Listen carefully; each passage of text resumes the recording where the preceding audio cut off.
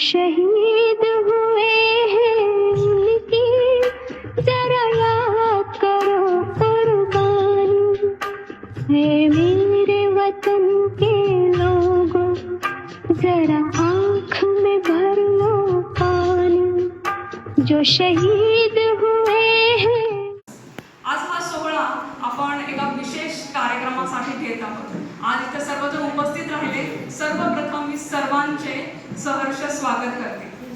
आजचा हा कार्यक्रम केवळ राखी बंधनाचा नाही, तर आपल्या सैनिकांप्रती असलेला प्रेमाचा, विश्वासाचा आणि कृतज्ञतेचा दिवस आहे। राखीच्या धाग्यात बहिणीची प्रेमाची आस, सीमेवर जवान देतो मातृभूमीला श्वास, परतो ज्यांचा पुत्र भाऊ, स्मरण करवणी शहीदांचे सदैव त्यांच्या ऋणात राहू। कार्यक्रमासाठी अध्यक्ष म्हणून मी आता निवड करत आहे मेजर खामकर सर। हे आपल्या आजच्या कार्यक्रमाचे अध्यक्ष आहेत। मी त्यांना विनंती करते की त्यांनी व्यासपीठ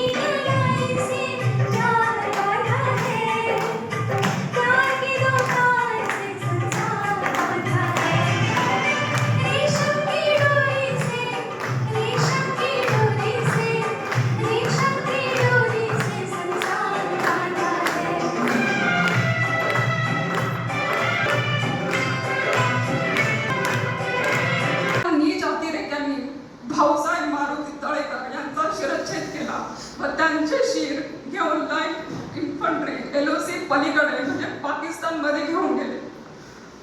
अंगावर शहारा आणणारी ही घटना या भारत मातेसाठी आपल्या जीवाची बाजी लावणारे त्यांना शतशः नमन। ज्या मातेला आपल्या मुलाचे अंत्यविधीला चेहराही पाहता आला नाही, त्या पराक्रम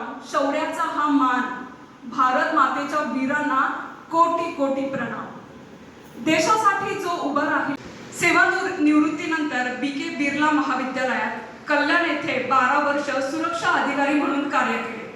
आता सध्या ते भारतीय जय जवान किसान पार्टी, माजी सैनिक किसान एकता शिखर आणि आपण पाहतोय आता आपल्या हमेना फाउंडेशन बरोबरही ते खूप चांगलं असं कार्य करत आहेत. त्यांच्याकडे पाहून कुणीच म्हणणार नाही 30 वर्ष सैन्यामध्ये आणि नंतर 12 वर्ष एक अधिकारी म्हणून इकडे पण सर्व्हिस, म्हणजे असं इतका अनुभवी व्यक्ती आज आपल्या बरोबर आहे. इतका अनुभव घेतलेली सांगितलं का आपलं असं फाउंडेशन आहे. 1 वर्ष मला वाटतं झालं असेल मॅडम, आणि असं फाउंडेशन आपलं आहे. त्यात तुम्ही आलात तर तुम्हाला सगळं कार्य समजेल. आणि त्यांनी मला लिंक टाकली आणि त्याच्यामध्ये मी आपल्या दीपिका मॅडमचं नाव वाचलं. आणि म्हटले तर आपलेच आहेत, आपली ही शिवजन्मभूमीची शिवकन्या, आणि इतक्या जवळचं असून आपल्याला माहिती नाही. आणि मी लगेच तिला कॉल केला आणि तिने मला सगळी माहिती दिली आणि आम्ही दोघीही त्या फाउंडेशनशी जोडलो गेलो. खूप छान योग. आज माझा पहिल्यांदाच या ठिकाणी उपस्थित राहण्याचा योग आलेला आहे. किती विविध कार्यक्रम या ठिकाणी आता आपण पाहिजे. भावनावश पण झालो. या ठिकाणी वीर माता उपस्थित आहे. ज्यावेळेस मॅडम भावनावश म्हणून त्यांच्याबद्दलची माहिती सांगत होत्या त्यावेळेस त्यांना आसरू थांबवता येत नव्हते. त्यावेळेचा प्रसंग आठवला. त्यांच्या भगिनी मीनाताई यांनी प्रसंग सांगितला. काय अवस्था असते त्यावेळेस त्यांची, अगदी म्हणजे आपल्याला कल्पना सुद्धा करवत नाही अशी त्यावेळेची त्यांची अवस्था असते. हे सैनिक आपल्यासाठी बॉर्डरवर लढतात म्हणून आपण मनमोकळा श्वास घेऊ शकतो, स्वतंत्रपणे आपण त्या ठिकाणी वागू शकतो, राहू शकतो, कारण ते आपलं रक्षण करतात. प्रथमतः सर्व सैनिकांच्या प्रती मी नतमस्तक होते की तुमच्यामुळं आम्ही सुखी आहोत. आणि या ठिकाणी हमाई फाउंडेशनच्या वतीनं रक्षाबंधनचा उपक्रम, आगळा वेगळा उपक्रम, मी त्या अभिमानाने सांगेन की आज आम्हाला सैनिकांप्रती या ठिकाणी म्हणजे रक्षाबंधनाचा कार्यक्रम पार पडत आहे त्याचा मनस्वी आनंद झालाय की जोपर्यंत आजपर्यंत आम्हाला एवढा आनंद झाला नव्हता की आपण त्यांच्यामध्ये सहभागी होऊ शकतो. आणि ही संधी आम्हाला आपल्या हमाई फाउंडेशनच्या वतीने मिळाली. त्यामुळे सगळ्या पदाधिकाऱ्यांनी आम्ही पुन्हा एकदा खूप खूप धन्यवाद देते. माजी सैनिकांनी आपली मनोगत व्यक्त केली. प्रत्येकाचं मनोगत ऐकताना अतिशय भारावून जात होतो की काय परिस्थिती असते त्यांची. सरांनी सांगितलं की पत्राची कशी वाट पाहतात. अगदी डोळ्यात पाणी आणून एक राखी येणार असते, पत्र येणार असतं, पण आपलं पत्र आलंय की नाही हे पाहण्यासाठी प्रत्येक त्या ठिकाणी सैनिक पुढे येत असतो आणि विचारत असतो. प्रत्यक्ष आपण त्यांचे अनुभव ऐकले, त्यांची मनस्थिती त्या ठिकाणी कसं असेल. अहो त्यांना सुद्धा कुटुंब आहे. आपण किती सुखी, आपलं घरातली कोणी व्यक्ती जर बाहेर गेली 2 दिवस आली नाही तर आपण किती तळमळ करतो. आणि हे सैनिक बांधव आपले सीमेवर लढत असतात आणि त्यांचं कुटुंब वर्षानुवर्ष त्यांची भेट होत नाही. काय त्यांची अवस्था होत असते. प्रत्येक सण येतो, महिलांचे सण येतात, प्रत्येक सण येतो, पण आपले पती आपल्या कुटुंबासमवेत नसतात. किती दुःख असेल. अशा या काही वीर पत्नी, सैनिकांच्या पत्नी कितीतरी दुःख त्या ठिकाणी आपलं गिळत असतात. का तर आपले पती त्या ठिकाणी आपल्या देशाचं रक्षण करण्यासाठी त्या ठिकाणी गेलेले आहेत. हेच ते सुख मानतात. आणि जसं आता साहेबांनी सांगितलं की त्या दिवशी सर्वजणच श्रद्धांजली अर्पण करायला उपस्थित असतात आणि दुसऱ्या दिवशी पूर्ण कुटुंबाला विसरून जातात. मलाही तेच सांगायचं आहे की आपण फक्त तो दिवस तेवढा साजरा करण्यासाठी तिथं जातो आणि त्याच्यानंतर का नको लक्ष द्यायला. त्यानंतर सुद्धा आपल्या जवळपास असणारे हे जे शहीद झालेले जवान असतात, त्यांचे कुटुंब असतात, त्यांच्यासाठी आपण सुद्धा काहीतरी केलं पाहिजे. आणि ह्या भावनेतून हे सगळं आपलं फाउंडेशन उभं राहिलेलं आहे. या फाउंडेशनला मी आपल्या सर्वांच्या वतीनं खूप खूप शुभेच्छा देते. आणि शहीद जवानांना, शहीद जवान अमर रहे, शहीद जवान अमर रहे. जय हिंद. अध्यक्षा सौभाग्यवती स्नेहल बोरताई यांनी फक्त बोलून नाही तर आपल्या कर्तृत्वातून दाखवून दिलेलं आहे. आदर्श दाखवला आहे की एक सैनिक शहीद झाला तर फक्त त्याचा झेंडा वर त्याचं एक शरीर येतं, परंतु ते अगर एक सैनिक मातृभूमीची रक्षा करण्यासाठी आपलं बलिदान देतो तर त्याच्या पाठीमागं आपल्या समाजाने त्याच्या परिवाराची रक्षा करणं, त्याला मॉरल सपोर्ट करणं ही आपल्या सर्वांची सामुदायिक जबाबदारी आहे. फक्त सैनिकांनी सैनिकांचे प्रोग्राम साजरे नाही करायचे.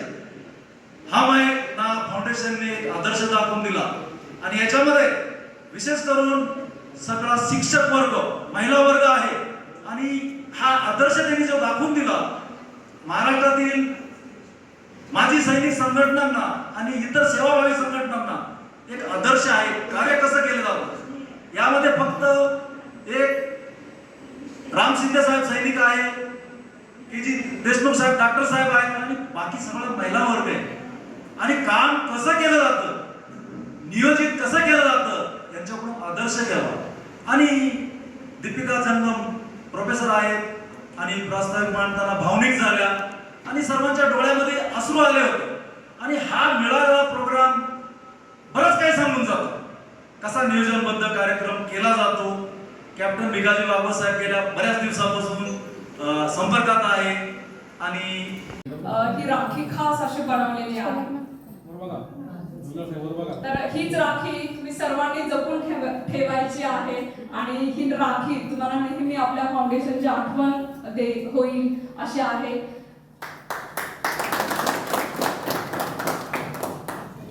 तुम्ही तसंच थांबा. आपण खंबीरपणे उभे राहतो.